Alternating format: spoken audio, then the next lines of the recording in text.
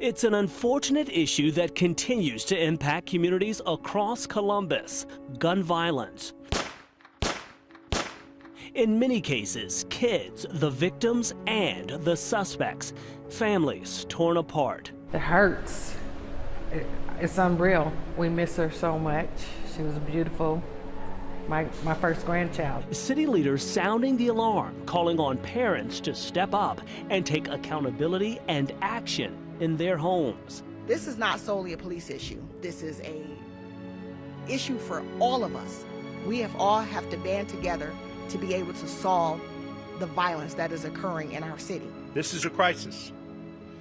It's happening on our watch. So many citywide searching for answers, pushing to get this crisis under control. We want them to think about life beyond what they're dealing with. We relate to them, we understand their challenges. We've gathered mothers, fathers, families who've experienced the pain firsthand for a real, raw, emotional town hall. My best friend, my brother, my big brother, my guy, was taken away from us through gun violence, and it's changed our lives forever. We're getting insight on what they believe can be done to solve this problem. I feel like there's so many layers, like, to all of it.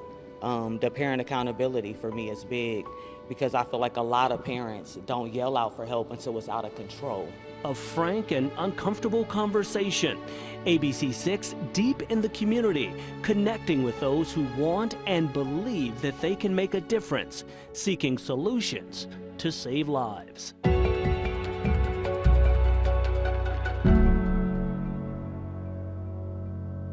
From the mayor's office to Columbus Police, the refrain has been the same. Parents and families have to step up in the effort to address youth crime and violence. ABC6 is committed to that effort as well, not only highlighting the problem, but finding solutions to the issue as well. A big part of that effort, uniting with the community as they try to address these issues head on. All right, thank you all again for being here, and we'll just kind of go down the line. We gathered at City of Grace Church on the city's east side. Parents, kids, pastors, community members, all together for a needed discussion, no one holding back. As parents, we got to take accountability. I feel like there's so many layers, like, to all of it. The parent accountability for me is big, because I feel like a lot of parents don't yell out for help until it's out of control. And we need to stop waiting until it's gas on the fire and then screaming for help. You're mad at the officers when they come out, but you ain't been disciplining a child, or you ain't been looking for the village or helping your community. It has to start with the discipline and direction from the beginning. Our panel, those who've gone through the pain. Community activist Dathan Harris, Columbus police officer Maisha Fulton, who lost a son to violence. Andre Claiborne, founder of the Sun Foundation. His brother was taken from him. Youth minister Tyree Walker, whose father was killed before he even got to know him. Michael St. Clair, who will forever feel the heartache of the loss of his son. It's a hole in your heart that never goes away. It's an agony that continues to torment so many families citywide. We track the numbers through the first half of the year. The city of Columbus saw 67 homicides, 15 of those victims 21 and under. Those we've gathered here know that anguish firsthand. My best friend, my brother, my big brother, my guy, was taken away from us through gun violence, and it's changed our lives forever. You know, it impacted us in a way that we could have never imagined. And the hurt and the pain that you have to live with, you know, for the rest of your life, you have to learn how to live with it. You have to learn how to deal with it so that it doesn't impact and influence other areas of your life as it can. You know, we've never dealt with the pain and the hurt the way that we have, because it's a difference when a family member passes from cancer or they pass from some type of ailment. You know, we knew that time was coming. We had time to prepare. But when somebody is murdered, it's like somebody rips your heart out. And it's hard to gather the pieces to put them back together so that you can breathe again. For me, it makes me feel very sad, very angry, to understand that so many have lost their lives and so many are throwing away their lives. The question that a lot of folks have is why? What is leading to it? What is the problem? Do any of you have any sort of ideas? You know, you're out in the community, you're talking to folks. What do you think is kind of behind some of this?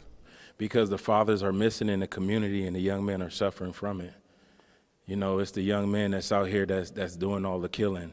You know, it's the brothers that's killing the brothers. It's the cousins that's killing the cousins. The man that killed my brother looked just like me. You know, so I believe that it's highly important to understand the role and the position of a father, of a mentor, of a positive male role model that is in that position in place to show you what a man is supposed to look like, how a man is supposed to carry himself, what a man is supposed to do in life. And because we are lacking that desperately in our community, it's causing, you know, a uproar and murders. It starts from home, though. Like, it has to start like how a flower starts growing and like with a seed. So they have to be start being raised a certain way, and parents need to start being parents, paying attention to what they're doing, their social media, who they're hanging with, what they're flashing on social media, the music they're listening to, and it has to be nipped there. This is the result, I truly believe, of what's happening in our households, what's been happening in our communities. That if we take a real look at it, is born out of poverty. We don't have a lot of opportunities. We don't have a lot of examples to look up to. Gun violence is now being called a public health crisis here in Columbus. Like those families we've been speaking with, local health leaders are trying to find ways to address this emergency head on. It hurts. It's unreal. Darnetta Jefferson knows the pain of loss all too well. Her 17-year-old granddaughter, Mackenzie Ridley's young life, cut down by a bullet outside of Far East Side Rec Center. We miss her so much. She was beautiful. My first grandchild. Those directly impacted by the violence like Jefferson, along with city leaders, have stressed the violence is out of hand. This powerful display outside of Columbus Public Health, a reflection of the lives lost in a year's time. These flags representing so many who are loved but no longer here. Basically, your world, your life is totally different. It's not the same anymore after something like this happens. Columbus Public Health social worker Marion Stuckey, one of those on the front lines, working with survivors and families of victims, amplifying their voices and providing needed support. The families are often left with the thought of what could I have done differently? How could I have changed this? And it's extremely difficult, and there's nothing that they can do. So it's a very hard, very heavy emotional toll. For Jefferson, her mission now, keeping her granddaughter's name and memory alive, also fighting to save other young lives. It hurts my heart to see what the city is going through. Police and community leaders say they are trying to connect with kids, working to find ways to address youth violence. So many citywide doing what they can to bring it to an end. Scenes like this far too common across Columbus. Police, crime tape, a victim left in the streets. Ralph Carter has seen it over and over. I mean, it's very painful, man, because these kids, man, they just want to be loved, and you know, you love on them as much as you can. You try to, you know, talk them out whatever situation it is.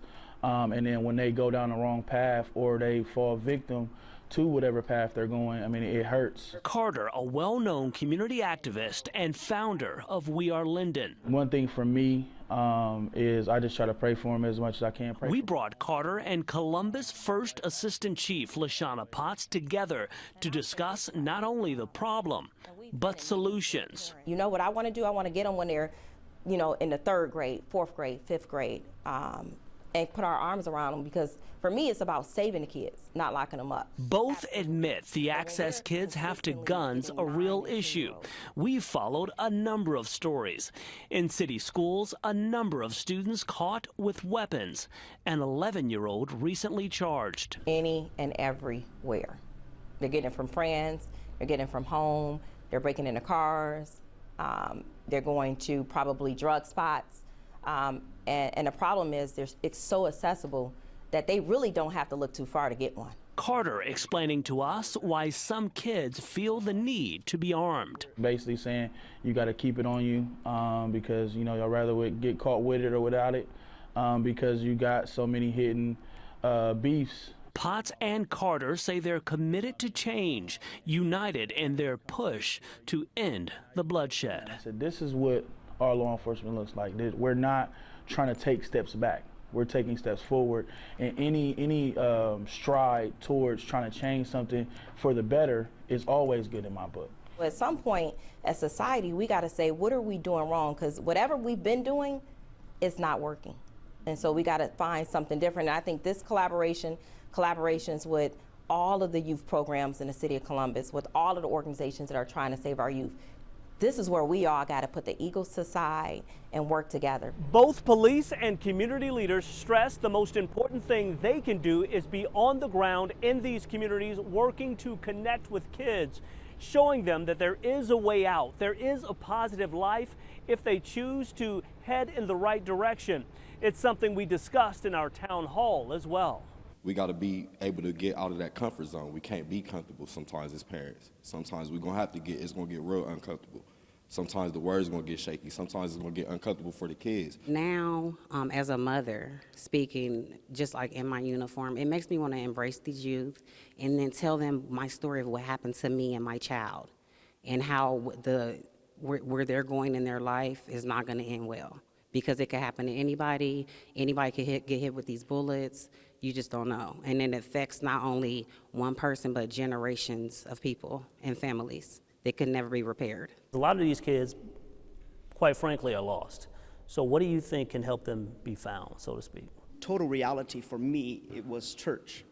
Church literally saved my life. Seeing how God moved greatly in my life caused me to turn away from the lifestyle and to turn away from becoming a statistic to society. A lot of them are suffering from identity crisis.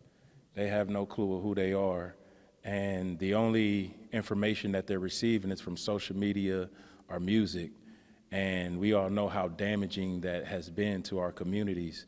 And so the reality of it is that, you know, we have to create better programs. So now you got all of this anger, and then you have no identity of who you are. So the thing that you're going to do is what you're constantly hearing. Hey, pick up that gun and go bust him. You know what I mean? Go smoke this and get high and then ride on it. Well, if you don't know who you are and all you have is rage inside your heart, and then you have access to all these drugs and guns and things that you can go and do something with, then you're going to go out here and do it. These kids are really living Grand Theft Auto and Call of Duty. I mean, like really living it and thinking that that's life. I believe that we have to really take a close listen to the youth and understand their culture, because it's a culture. It's almost like an underground world. They don't even speak our same language. You have to be educated in that space. Sometimes they can say terminology that really will go over your head. It's popular now to have ops. And sometimes you can move in a neighborhood and don't even know that this neighborhood don't like this neighborhood. And your child might not even be a gang member, but because he's living in this neighborhood, automatically he becomes a target from this neighborhood. So if we understand the totality and the culture of the youth, we can really be more effective. And that's the focus of countless leaders in this community, trying to reach kids on the ground level and pull them on to the right path. We met one young man who's trying to use his story as inspiration and a guide to kids in this community, showing them the life that they can have. JJ Caleb made it through a childhood filled with violence and death. He ran into trouble, but the game of football helped him to make a major turnaround. Now, one of the best young running backs in the state will be on a Division I field in the fall. Hit it. Come on. 3, 4, we got 10. 5, come on. When I started like hanging out with, you know, some not good friend groups and stuff like that, and yeah, it kind of went down from there. Caleb states it plainly. He was in the streets playing with fire and nearly got burned. I've had like multiple, you know, several friends die here and there. Taken in by his grandmother, he admits he was at a fork in the road, continuing along a reckless path. Get down in there. Sit down. Work. Yeah, work. Or getting his act together. Because that's all I was kind of surrounded by was, you know, troubled kids and stuff like that. Yeah, I just wanted to fit in. The recent Olentangy Orange grad put all of his focus and energy on the field and in the classroom, parlaying his talents into a scholarship at Central Michigan. Yeah, I'm excited. I'm nervous, but you know, changes happen, so that's the thing. One, explode, punch, come on. Yep, sink. Good money. Caleb says he knew if he made a change, he wanted to make a positive impact in someone else's life. He's teamed up with mentors at Hope Fitness in Columbus to launch a summer football camp. So those young guys kind of just want to know what life is like. They don't really ask like, what'd you eat or what type of workouts you did. You know, they just want to know what's going on, what kind of goes on through your mental so that they can develop that mental too and get to the same point. Let's go up, switch his left arm, set it, good. The effort is about changing young lives. Up, one, come on, two. And showing kids anything is possible. Caleb and the crew here, a great example of that. Every day, get 1% better, move forward, and also just to keep us out of the streets. I will say it honestly did save my life. Hope did save me. And we're getting to like spread that message out that it's not just about football. You know, it's just about becoming a better person. Caleb is thriving on and off the football field. He wants to serve as an example of hope and inspiration to kids citywide. So, what's the solution? How do we get kids to thinking more about their future and less in the present moment? We're getting valuable perspective. And I want to see them live. I want to see them thrive. And I don't want someone taking their lives, and I'm really frightened for them. For me, being who I am, it's letting people know that you don't have to be what society tells you have to be, but you can be who God has created you to be. I feel like these children is definitely being misjudged because they're not getting the same type of treatment, they're not getting the attention that they need, they're not getting the learning that they're supposed to be getting from home. And it's not about blaming anybody. It's about us saying to ourselves, this is our unique problem, we created it, and we have to be the ones who change it. There's some parents we're not going to be able to reach. It's just the reality. But those boys and those girls that are down here, we are duty bound to reach them. As the Columbus community works together to seek solutions to save lives, the work certainly won't be easy. Change won't occur overnight. But ABC6 is committed to highlighting those looking to make a difference, to really make change in this community. ABC6 is committed to not just spotlighting the problem, but being a part of the positive change.